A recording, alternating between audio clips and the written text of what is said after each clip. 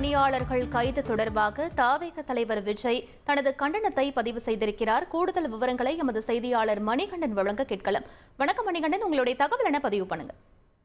வணக்கம். கடந்த 13 நாட்களாக தனியார் மயமாக்கல திரும்ப பெற வேண்டும் என்ற கோரிக்கையும் பணி நிரந்தரம் வேண்டியும் ரிப்பன் மாளிகை நுழைவாயில் அருகே 1000க்கும் மேற்பட்ட தூய்மை பணியாளர்கள் போராட்டத்தில் ஈடுபட்டு வந்த நிலையில உயர்நீதிமன்ற உத்தரவுக்கு பிறகாக நேற்று இரவு காவல்துறை அவர்களை கைது செய்து பல்வேறு இடங்கள்ல தற்போது சிறைப்படுத்தி இருக்கிறது.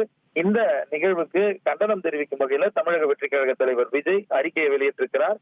அந்த அறிக்கையில தங்களின் உரிமைகளுக்காக அறவழியில் போராடி வந்த தூய்மை பணியாளர்களை அராஜக போக்குடன் மனிதாபிமானமற்ற முறையில இரவோடு இரவாக கைது செய்த பாசிச திமுக அரசுக்கு கண்டனம் என அவரது அறிக்கை தொடங்கி இருக்கிறது.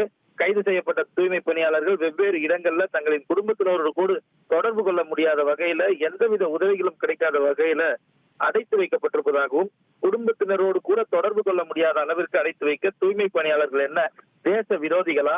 ஆளும் அரசுக்கு மனசாட்சி சிறிதளவேனும் இருக்கிறதா? இந்த கொடூரமான நடவடிக்கையை பார்த்தால் தமிழ்நாட்டில் நடப்பது மக்களாட்சி அல்ல, கொடுங்கோல் ஆட்சி தான் என்பது தெல்ல தெளிவாகிறது. எதிர்கட்சியாக இருந்த போது கொடுத்த வாக்குறுதியை தான் நிறைவேற்ற சொல்லி தூய்மை பணியாளர்கள் போராடி வருகிறார்கள். அதை ஏன் இன்னும் நீங்கள் நிறைவேற்றவில்லை? அப்படி கொடுத்த வாக்குறுதியை உங்களால் நிறைவேற்ற முடியாது எனில் ஏன் வாக்குறுதியை கொடுக்கிறீர்கள் என்ற பல்வேறு கேள்விகளை அரசை நோக்கி தவிக தலைவர் விஜய் வைத்திருக்கிறார். அராஜக போக்குடன் கைது செய்யப்பட்ட தூய்மை பணியாளர்கள் உடனடியாக விடுவிக்கப்பட வேண்டும்.